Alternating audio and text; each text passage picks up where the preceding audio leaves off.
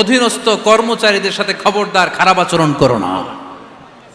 যারা কর্মচারীদের সাথে খারাপ আচরণ করে, যারা মানুষের কাছ থেকে শ্রম নিয়ে কাজ করিয়ে টাকা দেয় না, কিয়ামতের দিন তাদের বিরুদ্ধে মামলা দায়ের করবে কে? কে করবে?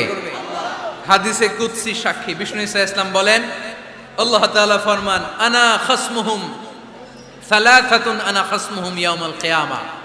তিন শ্রেণীর ব্যক্তির বিরুদ্ধে আল্লাহ বলেন, আমি নিজেই কিয়ামতের দিন মামলা দায়ের করব। I will be against them in the day of judgment.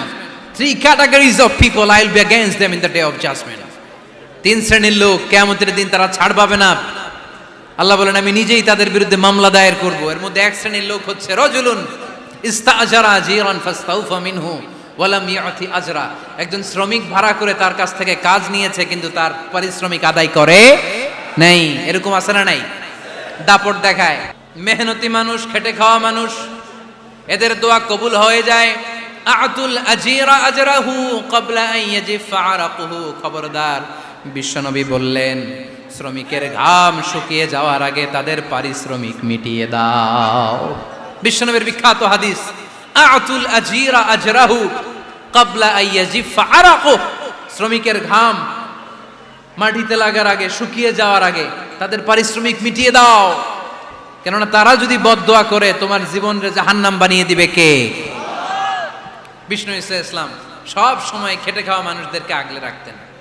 সব সময় শুধু যে ভাষণে মেহনতি মানুষদের সাথে ভালো আচরণ করতে বলতেন, শ্রমিকদের সাথে ভালো আচরণ করতে বলতেন, এমনটা নয়।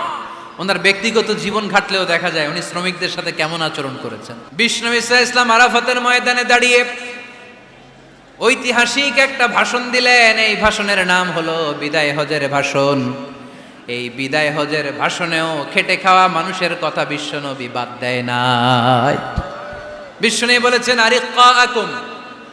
আরিক্কাকুম, খবরদার, অধীনস্থ কর্মচারীদের সাথে খারাপ আচরণ করো না। আতঈমুহুম মিম্মা তাকুলুন ওয়াকসুহুম মিম্মা তালবিসুন। খবরদার, মনে রেখো, তোমরা যা খাবে তোমাদের অধীনস্থ কর্মচারীদেরও তা খাওয়াবে, তোমরা যা পড়বে তাদেরও তা পড়াবে। বিশ্বনবী শেষ নিঃশ্বাস ত্যাগ করে যাওয়ার আগে যেই কয়েকটা কথা বলেছিলেন, তার মধ্যে মেহনতি মানুষদের জন্য কথা আছে নাড়াই। বিষ্ণু ঈসা ইসলাম যখন শেষ নিঃশ্বাস ত্যাগ করবেন, তিনি বলেছিলেন, আসসালাত আসসালাত, উম্মতেরা, নামাজ নামাজ, নামাজ ছেড়ে দিও না, নামাজ তরক করো না, নামাজ কাজা করো না। আর বলেছিলেন, ওমা মালাকাত আইমানুকুম, দোকানে যে পণ্য কিনে বিল দেয় না, পরে দিমু, আছে না নাই?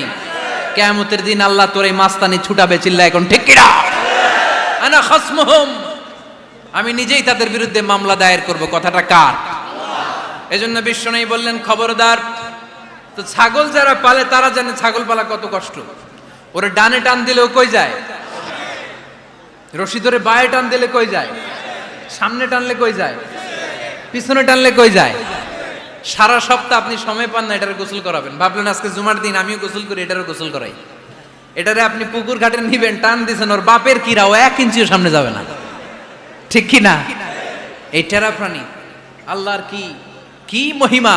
আল্লাহ তাআলা পৃথিবীর সবচেয়ে শ্রেষ্ঠতম মানুষদেরকে ছাগল চড়িয়ে ছেড়েছেন, ঠিক কি না? মা বাআসাল্লাহু নাবিয়ান ইল্লা রাআল গানাম। এই পৃথিবীতে এমন কোন নবী ছিল না যে নবীরা ছাগল চড়ায় নাই। আল্লাহ বুঝাতে চাইলেন, ছাগল চড়ানো অনেক কষ্টের কাজ, অনেক ধৈর্যের প্রয়োজন। এখন নবীরা তোমরা ছাগল চড়াও, কিছুদিন পর ছাগলের চেয়েও টেরা জাতি মানুষ চড়াইতে হবে। মানুষের মধ্যেও টেরা আছে না নাই? ভালো বললে ভালোটা বুঝে না, ডানে যেতে গেলে বায়ে যায়, বায়ে যেতে বললে ডাইনে যায়, এরকম আছে না নাই? সম্মানিত ভাইয়েরা, সমস্ত আম্বিয়া আলাইহিমুসসালাম ওনারা কর্মঠ ছিলেন। সাইয়েদনা আদম আলাইহিস সালাম নিজ হাতে চারা গাছ রোপণ করে চাষাবাদের কাজ করেছেন, সুবহানাল্লাহ পড়েন। সাইয়েদনা ইব্রাহিম আলাইহিস সালাম চাষাবাদের কাজ করেছেন। সাইয়েদনা দাউদ আলাইহিস সালাম নিজ হাতে যুদ্ধের জন্য যে পোশাক পরতে হয়, যেটা পরলে গায়ের মধ্যে ছুরি মারলেও ঢুকে না, ওই শিরস্ত্রাণ বানিয়েছেন, নিজ হাতে তলোয়ার বানিয়েছেন, সুবহানাল্লাহ পড়েন। সাইয়েদনা মূসা আলাইহিস সালাম ছাগল চড়িয়েছেন। সাইয়েদনা মূসা আলাইহিস সালামের মেজাজ নরম না গরম? নবীদের মধ্যে সবচেয়ে বেশি মেজাজওয়ালা নবী ছিলেন মূসা আলাইহিস সালাম। উনিও 8 থেকে 10 বছর সাইয়েদনা শুআয়ব আলাইহিস সালামের এরিয়াতে ছাগল চড়িয়েছেন। চিল্লায় বলেন সুবহানাল্লাহ। এজন্য নবীরা যেহেতু কাজ করেছেন, কর্মঠ ছিলেন, আমরাও কর্মঠ হব, ঠিক কিনা? সাহাবারাও কর্মঠ ছিলেন, বিশ্বনবীর সাহাবারাও ব্যবসা করতেন। সাইয়েদনা আবু বকরের বিশাল ব্যবসা প্রতিষ্ঠান ছিল। সুবহানাল্লাহ পড়েন। আপনারা হজ উমরা করেছেন কে কে দেখি? করছেন? মাশাআল্লাহ। যারা করে নাই আল্লাহ তাদেরকেও আল্লাহর ঘর জিয়ারতের তুমি নসিব করো। বিশ্বনবীর মাকবারার সামনে দাঁড়িয়ে আমরা যেন সালাম পেশ করতে পারি, তুমি নসিব করো। বাইতুল্লাহ শরীফে এবং মসজিদ নববীতে আমরা যেন সালাত আদায় করতে পারি, আল্লাহ তুমি নসিব করো। সাইয়েদনা আবু বকর রাদিয়াল্লাহু তাআলা আনহুর ব্যবসা প্রতিষ্ঠান ছিল মক্কার কাবা ঘরের পাশেই। উনার ব্যবসা প্রতিষ্ঠানগুলো যেখানে ছিল ঠিক ওইখানে সৌদি সরকার এখন শপিং মল বানিয়ে দিয়েছে, মাতজার আবু বকর। মক্কা শহরের যেখানে বহিরাগতরা এসে ওখানে ছাগল, ওখানে ঘোড়া, উট এগুলো রাখতো, আস্তাবল রাখতো, ঘোড়া আর উট যেখানে রাখা হতো ঠিক ওই জায়গায় সৌদি সরকার ওটার পার্কিং লট বানায় দিচ্ছে। মানে যেখানে আগে সাহাবাদের ব্যবসার জায়গা ওইখানে বর্তমানে শপিং মল। যেখানে আগের সময়কাল সাহাবারা উট আর ঘোড়া রেখে বাঁধত, ওইখানে এখন গাড়ি ঘোড়া রাখার ব্যবস্থা করা হয়েছে। সাইয়েদনা আবু বকর অনেক বড় ব্যবসায়ী ছিলেন। ওনার নিজ টাকা দিয়ে হাবাসা থেকে আসা সাইয়েদনা বেলালকে তিনি 20,000 স্বর্ণ মুদ্রা দিয়ে উমাইয়া ইবনে খালাফের কবল থেকে তিনি মুক্ত করেছেন। সাইয়েদনা উসমান যুন্নুরাইন বড় ব্যবসায়ী ছিলেন। নিজের টাকা দিয়ে মদিনার মুসলমানেরা পানি খেতে পারে না, বিইরে রুমা নামে একটা কুয়া ছিল, এই কুয়ার মালিক ছিল ইহুদি। মুসলমানেরা পানি খেতে গেলে এসে বকা দিত, পানি খেতে দিত না। বিশ্বনবী বললেন, আমার সাহাবীদের মধ্যে এমন কি কেউ নাই নিজের অর্থায়নে বীরে রুমা কিনে মুসলমানদেরকে দিয়ে দিবে? সাইয়েদনা উসমান যুন্নুরাইন বলল, ইয়া রাসূলুল্লাহ, আপনার খেদমতে আমি হাজির। মুহূর্তের মধ্যে সাইয়েদনা উসমান যুন্নুরাইন নিজের অর্থায়নে বীরে রুমাটা কিনে মুসলমানদের জন্য সদকা করে দিয়েছে। তো ব্যবসা না করলে, কর্মঠ না হলে, উপার্জন না হলে সদকা করা যাবে? চিল্লায় বলেন, করা যাবে? সুনানে তিরমিজির বর্ণনা, বিষ্ণু ঈসা ইসলাম মক্কা থেকে যত সাহাবারা হিজরত করে মদিনায় এসেছে, মদিনাতে কোনো না কোনো সাহাবার সাথে বিশ্বনবী ভ্রাতৃত্বের বন্ধনে আবদ্ধ করে দিয়েছে। সুবহানাল্লাহ পড়েন। এজন্য মক্কা থেকে যারা এসেছে এদেরকে বলে মুহাজির। এদেরকে কি বলে? আর মদিনায় যারা ছিল এদেরকে বলে আনসার। এদেরকে কি বলে? আওয়াজ করে উত্তর দিবেন। মক্কা থেকে যারা এসেছে তাদের নাম মুহাজির, আর যারা মদিনার সাহাবী তাদের নাম আনসার। আজকে এই মাহফিলে লক্ষ্মীপুর এর বাইরে থেকে কারা কারা আসছেন দেখি?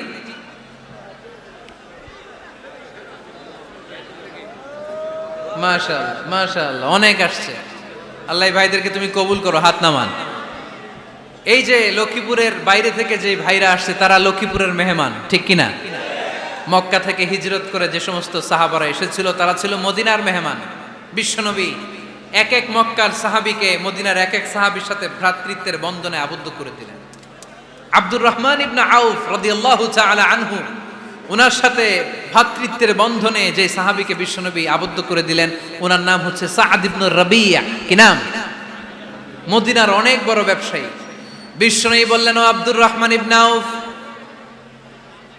সম্পদ ছেড়ে দিয়ে, পরিবার ছেড়ে দিয়ে, স্থাবর অস্থাবর সব ছেড়ে দিয়ে আল্লাহ রাসূলের ভালোবাসায় মক্কা থেকে মদিনায় এসেছো। মদিনায় তোমার চিন্তা নাই, সাদ ইবনে রবিকে আমি তোমার ভাই বানিয়ে দিলাম। সাদ ইবনে রবি তোমার আপন ভাইয়ের মতো। সাদ ইবনে রবি বলল, আব্দুর রহমান, জীবনে তোমারে কোনোদিন দেখি নাই, তোমারে আমি চিনি না, তোমার নাম শুনি নাই, কিন্তু বিশ্বনবী তো তোমার দায়িত্ব আমাকে দিয়েছে।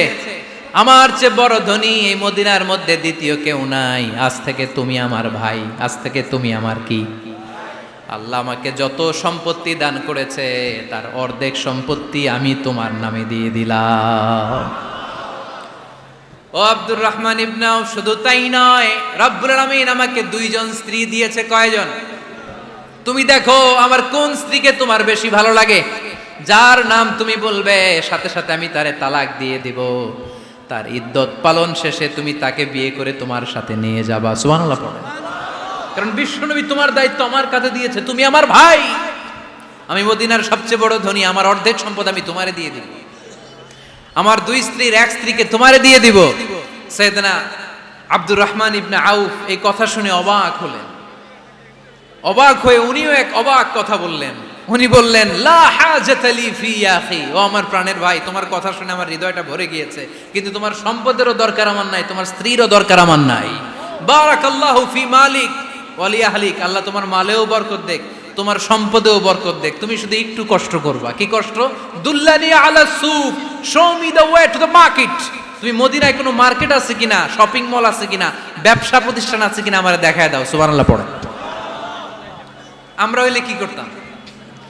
লক্ষ্মীপুরে যারা আসছে এদের একজনের যদি বলা হয়, ভাই আপনি এখন থেকে লক্ষ্মীপুরের ভাই, আমার অর্ধেক সম্পদ আপনারে দিয়ে দেব, কি করবে? পায়ের উপর পা তুলে খাবে আর বলবে, কি আনন্দ আকাশে বাতাসে, ঠিক কিনা? এরপর যদি বলি, ভাই আমার দুই বউ, যেটারে সুন্দর লাগে বলেন তালাক দিয়ে দেই, নিয়ে যান, কি বলবে? কি আনন্দ আকাশে বাতাস।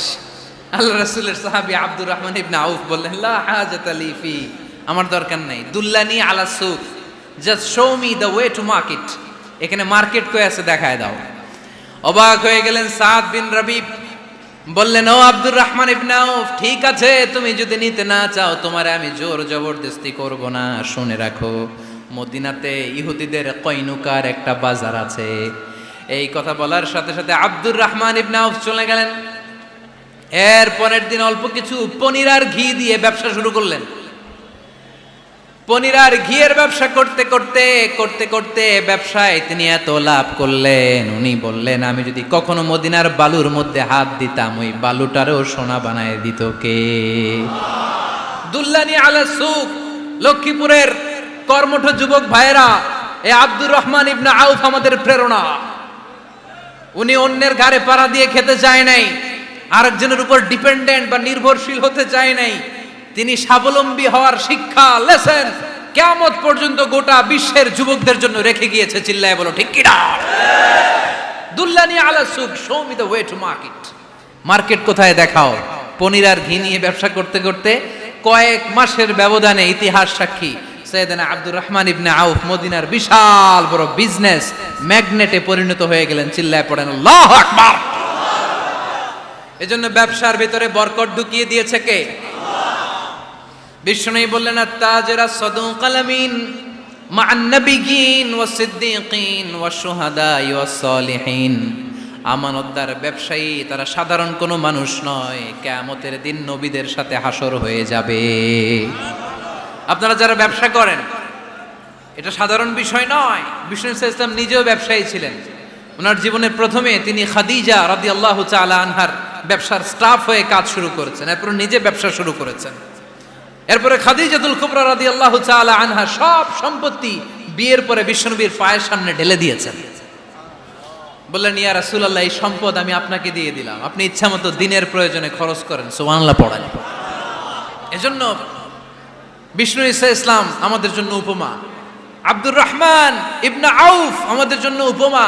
যারা ব্যবসা করেন তারা বিষ্ণু ইসলামের সুন্নাহ পালন করছেন। আত-তাজির আস-সাদুক আল আমিন। বিষ্ণুই বললেন, সত্যবাদী আমানতদার ব্যবসায়ী, যে ব্যবসা করতে যে মিথ্যা কথা বলে না। অনেক ব্যবসায়ীরা আছে পণ্য চালানোর জন্য মিথ্যা কথা বলে আর কসম কাটে, আছে না নাই? আহা, এমনটা করা যাবে?